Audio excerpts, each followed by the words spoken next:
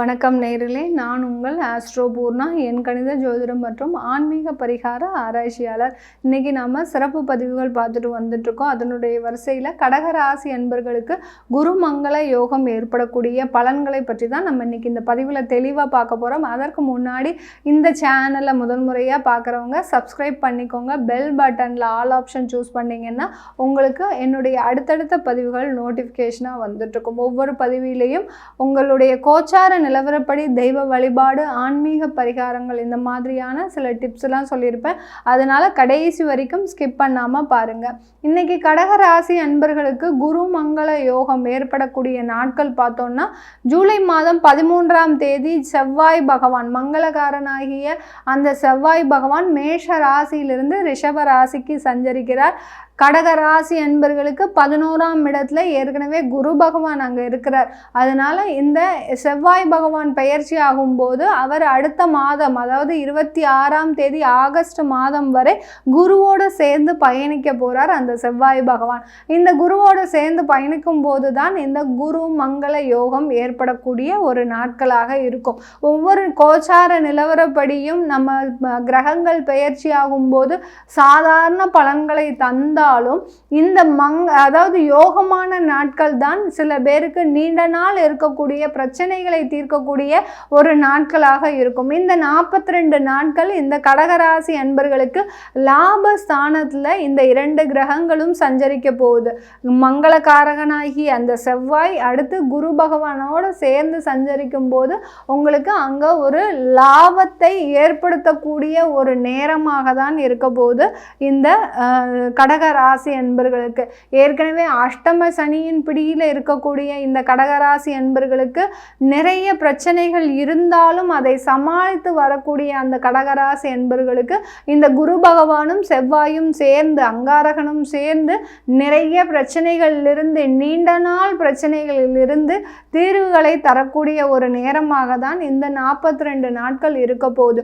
இந்த கடகராசி அன்பர்கள் பொதுவாகவே நம்ம சொல்ல போனால் மற்றவர்களுடைய வாழ்க்கையில் விளக்கை ஏற்றுபவர்களாக இருப்பார்களே தவிர தன்னுடைய வாழ்க்கையிலே தியாகம் செய்யக்கூடிய நபர்களாக தான் இருப்பாங்க. மற்றவர்கள் வாழ்க்கையில நல்லா விளக்கேற்றி வைப்பாங்க, தன்னுடைய வாழ்க்கையில மெழுகா உருகுவாங்க.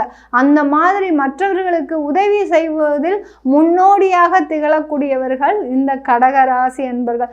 இப்படிப்பட்ட இந்த கடகராசி அன்பர்களுக்கு அந்த அஷ்டம சனி ஏற்பட்ட நாட்களிலும் சரி, கடந்த ஒரு 6 மாதமாகவும் சரி, நிறைய அந்த தொழில் சம்பந்தமான இடர்பாடுகள், தொழிலில் பார்த்தீங்கன்னா நீங்கள் இன்வெஸ்ட்மெண்ட் பண்ணிக்கிட்டே இருக்கிறீங்க, ஆனால் அதற்குண்டான பேமெண்ட் வரமாட்டேங்குது. கடகராசி அன்பர்கள் செய்யக்கூடிய தொழில் நல்லா இருக்கும். ஏன்னா அவர்கள் அந்த ராசிக்கு அதிபதி சந்திரன். சந்திரன் எப்படி டெய்லி ஒவ்வொரு பாதமாக ஒவ்வொரு நட்சத்திரமாக மாறுதோ அதே மாதிரி தன்னுடைய தொழிலை தன்னுடைய சூழ்நிலைக்கு ஏற்றவாறு மாற்றக்கூடியவர்கள் இந்த கடகராசி அன்பர்கள். அப்படிப்பட்ட இந்த கடகராசி அன்பர்களுக்கு பார்த்தீங்கன்னா அந்த தொழிலில் நிறைய மாற்றம் செய்யணும், இது இப்படி செஞ்சாதான் இப்படி மாற்றம் கிடைக்கும், வளரும், தொழில் வருமானம் வரும் அப்படின்னு நினச்சி நீங்கள் அதில் நிறைய கோடி அளவில் இன்வெஸ்ட்மெண்ட் பண்ணிட்டீங்க. ஆனாலும் பார்த்தீங்கன்னா ஒரு மாதம் பேமெண்ட் உங்களுக்கு வரலைன்னா அந்த 5 மாதம் அடிபடக்கூடிய ஒரு சூழ்நிலையாக தான் இருந்திருக்கு இந்த கடகராசி என்பர்களுக்கு. அப்படிப்பட்டு தான் அந்த கடகராசி என்பர்களுக்கு ஜனவரி மாதத்தில் ஒரு மாதத்தில் உங்களுக்கு ஒரு பேமெண்ட் வரல, அது பார்த்தீங்கன்னா அடுத்தடுத்து உங்களுக்கு வீழ்ச்சியை தரக்கூடிய ஒரு நேரமாகுது. அது வரைக்கும் நல்ல பேமெண்ட் வந்துட்டு இருந்தது. 40 நாளில் வரக்கூடிய பேமெண்ட் 40 நாளில் வரும், 30 நாளில் வரக்கூடிய பேமெண்ட் 30 நாளில் வரும். இப்படிலாம் நீங்கள் தொழிலில் அப்படியே சூழ்நிலைக்கு தகுந்தவாறு பண்ணிக்கிட்டே இருக்கக்கூடிய அந்த கடகராசி அன்பர்கள். ஏன்னா பேசக்கூடிய திறமைகளும் இந்த கடகராசி அன்பர்களுக்கு ஜாஸ்தி.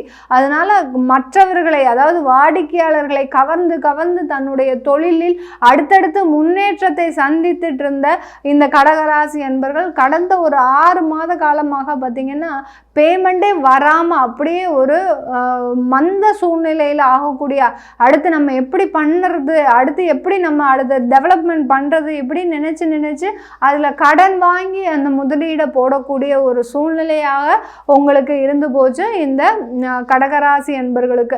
இந்த கடகராசி அன்பர்களுக்கு பார்த்திங்கன்னா இந்த காலகட்டத்தில் இந்த குருமங்கள யோகம் ஏற்படக்கூடிய காலகட்டத்தில் உங்களுக்கு அந்த லாபம் இடத்துல அந்த 2 கிரகங்களும் சஞ்சரிக்கிறதுனால கடகராசிக்கு முதல்ல அவர் யாருன்னு பார்க்கணும். செவ்வாயாகப்பட்டவர் பூர்வ புண்ணிய ஸ்தானாதிபதி, அடுத்து பார்த்தீங்கன்னா அவர் கர்மஸ்தானாதிபதி, ஜீவன ஸ்தானாதிபதியாக கூடிய அந்த செவ்வாயாகப்பட்டவர் லாபஸ்தானத்தில் குருவோட சஞ்சரிக்கிறார். குரு யாரு அப்படின்னு பார்த்தோம்னா பாக்யஸ்தானாதிபதி. இந்த கடகராசி அன்பர்களுக்கு பாக்யஸ்தானாதிபதியோட அந்த பூர்வ புண்ணிய ஸ்தானாதிபதியும் கர்மஸ்தானாதிபதியும் சேரும்போது உங்களுக்கு என்ன நடக்க போகுது, நீங்க செய்த புண்ணியங்கள் எல்லாமே இன்னைக்கு நேரத்துக்கு உங்களுக்கு வருமானங்களாக மாறக்கூடிய ஒரு நாட்களாக தான் இருக்கு. எப்படி பாருங்க, நீங்க அன்னைக்கு செய்த அந்த தானமும் தர்மமும் இன்னைக்கு உங்களுக்கு ஒரு வருமானமாக மாறக்கூடிய ஒரு நேரமாக தான் இருக்க போகுது.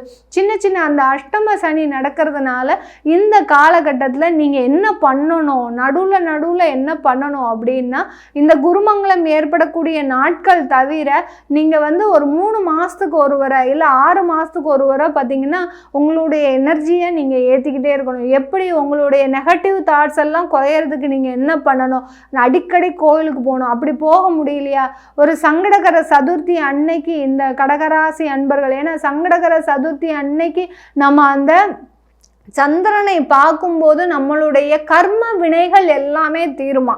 நம்ம எந்த ஜென்மத்தில் எந்த பாவம் செய்திருந்தாலும் அந்த சங்கடகர சதுர்த்தி அன்னைக்கு பார்க்கக்கூடிய அந்த சந்திரனின் காட்சியாகப்பட்டது அந்த நம்மளுடைய கர்ம வினைகளை எல்லாத்தையுமே தீர்க்கக்கூடிய ஒரு நேரமாக இருக்குமா. அதனால நீங்கள் கடகராசி அன்பர்கள் அப்பப்போ டைம் கிடைக்கும் போது சங்கடகர சதுர்த்தி விரதம் இருக்கணும்.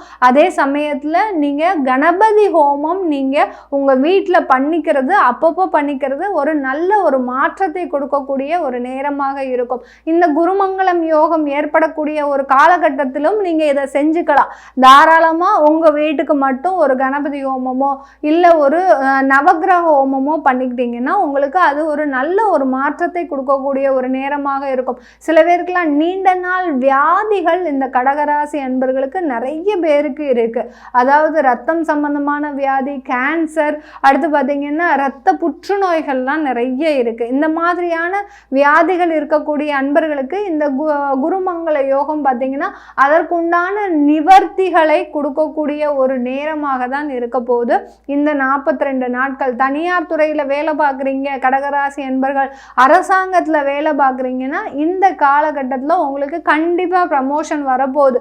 பதவி உயர்வுக்காக காத்துட்டு இருக்கிறீங்கன்னா கண்டிப்பாக ப்ரமோஷன் வரும். அதே சமயத்தில் மார்க்கெட்டிங்கில் வேலை பார்க்குறீங்க, மார்க்கெட்டிங் உத்தியோகத்தில் ரொம்ப வருஷமாக சேல்ஸ் எக்ஸிக்யூட்டிவாகவே இருக்கேன், எனக்குன்னு ஒரு பதவி உயர்வு வரமாட்டேங்குது அப்படின்னு சொல்லக்கூடிய இந்த கடகராசி அன்பர்களுக்கு இந்த 42 நாள் ஒரு பொன்னான ஒரு நேரமாக இருக்கும். நீங்கள் தைரியமாக உங்களுடைய மேல் அதிகாரிக்கிட்ட, ஏன்னா இந்த 42 நாளில் பார்த்தீங்கன்னா உங்களுடைய தனஸ்தானாதிபதியாகப்பட்ட அந்த சூரியன் பார்த்தீங்கன்னா உங்களுடைய ராசிக்கே சஞ்சரிக்க போகிறார் இந்த 42 நாட்குள்ள. அதனால உங்களுடைய மேலதிகாரிக்கிட்ட நீங்கள் அதிகமாக டிமாண்ட் வைக்கணும். எனக்கு ஒரு ப்ரமோஷன் கொடுங்க, எனக்கு ஒரு வருமானத்தை உயர்த்தி கொடுங்க அப்படின்னு சொல்லி நீங்க இந்த சேல்ஸ் எக்ஸிக்யூட்டிவா மார்க்கெட்டிங் தொழிலில் இருக்கிறவங்க எல்லாருமே இந்த இதை பண்ணினீங்கன்னா கண்டிப்பா உங்களுக்கு இந்த காலகட்டத்தில் உங்களுக்கு அந்த பதவி உயர்வு, வருமான உயர்வு எல்லாமே ஏற்படக்கூடிய ஒரு நேரமாக தான் இருக்க போகுது இந்த கடகராசி என்பர்களுக்கு. கடகராசி என்பர்களுக்கு இந்த காலகட்டத்தில் பெண்களுக்கு குழந்தை பாக்கியம் ஏற்படுவதற்கும், அடுத்து பார்த்தீங்கன்னா திருமண உறவுல ஒரு சந்தோஷமான ஒரு வாழ்க்கை கிடைப்பதற்கும் ஒரு சிறந்த காலகட்டமாக இருக்கும். 2 வருடத்திற்கு முன்னாடி திருமணம் நடந்துச்சு, இன்னும் எங்களுக்குள்ள ஒரு அந்யோன்யம் இல்லை, ஒரு சுமூகமாக பேசக்கூடிய ஒரு பேச்சுவார்த்தை இல்லை அப்படின்னு நினைக்கக்கூடிய தம்பதியர்களுக்கு இந்த 42 நாட்கள் கணவன் மனைவிக்குள்ளேயே இருக்கக்கூடிய அந்த கருத்து வேறுபாடுகளும், அடுத்து 2 பேரும் அந்யோன்யமாக இருப்பதற்குண்டான ஒரு சாத்திய கூறுகளும், தாம்பத்திய உறவுலலாம் பார்த்தீங்கன்னா ஒரு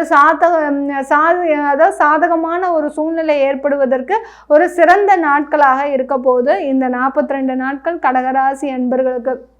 இந்த காலகட்டத்தில் திருமண முயற்சிகள் ஏற்படுற அப்படின்னு பார்த்தீங்கன்னா, திருமண முயற்சிகளுக்கு ஏற்பாடு பண்ணினீங்கன்னா கண்டிப்பாக சாதகமாக முடியும். அது சனி வக்கரமாக இருக்கிறதுனால நான் என்னுடைய பதிவில் சொல்லியிருப்பேன். நீங்கள் திருமண முயற்சிகள் எடுத்தாலும் அந்த 3 மாதத்திற்கு பிறகு திருமண தேதிகளை நீங்கள் பிளான் பண்ணிக்கிட்டிங்கன்னா நல்லா இருக்கும்னு. அதனால் திருமண முயற்சிகள் செய்யலாம். தேதி வந்து பார்த்திங்கன்னா நவம்பர் மாதத்துக்கு அப்புறம் நீங்கள் கடகராசி அன்பர்கள் தேதி முகூர்த்தம் வச்சுக்கிட்டிங்கன்னா உங்களுக்கு நல்லபடியாக அந்த திருமண வாழ்க்கை நல்லா இருக்கும். இந்த கடகராசி அன்பர்கள் வெளிநாட்டில் வேலை செய்யக்கூடிய அன்பர்களுக்கு இந்த காலகட்டம் நான் சொன்ன மாதிரி பதவி உயர்வு, வருமான உயர்வு எல்லாமே காத்துட்ருக்குது. இது உள்ளூரில் இருந்தாலும் சரி, வெளியூரில் வெளிநாட்டில் இருக்கக்கூடிய எல்லா கடகராசி அன்பர்களுக்குமே உங்களுக்கு பதவி உயர்வு இருக்குது. கன்சல்டன்சி, அடுத்து வெளிநாட்டில் இருக்கக்கூடிய கடகராசி என்பவர்கள் கன்சல்டன்சி தொழில் பண்ணுறவங்க, அட்வொகேட்டாக இருக்கிறவங்க, இவங்களுக்கு எல்லாருக்குமே பார்த்திங்கன்னா கிளையன்ட்ஸ் நிறைய வரக்கூடிய ஒரு நேரமாக இருக்கும். உங்களுடைய தொழில் நல்ல ஒரு அபரிமிதமான ஒரு வளர்ச்சியை தொடக்கூடிய ஒரு நேரமாக தான் இருக்க போகுது இந்த கடகராசி என்பர்களுக்கு. இது எல்லாமே நம்ம கோச்சார நிலவரப்படி சொல்லியிருக்கிறோம். இதற்கு உண்டான தெய்வ வழிபாடு நான் இந்த பதிவில் நடுவுலையே சொல்லியாச்சு. அதனால் அதை ஃபாலோ பண்ணி நீங்கள் செஞ்சுக்கிட்டீங்கன்னாலே போகிறோம். இந்த கடகராசி என்பர்களுக்கு இந்த குருமங்கள யோகம் ஏற்படக்கூடிய ஒரு நாட்கள் மிக சிறந்த நாட்களாக இருக்க போது கோச்சார நிலவரப்படி பலன்கள் சொல்லியிருக்கிறோம். உங்களுடைய ஜாதகத்தில், சுய ஜாதகத்தில் தசாபுத்தி பலன்களை தெரிஞ்சுக்கணும் அப்படின்னு விருப்பப்பட்டீங்கன்னா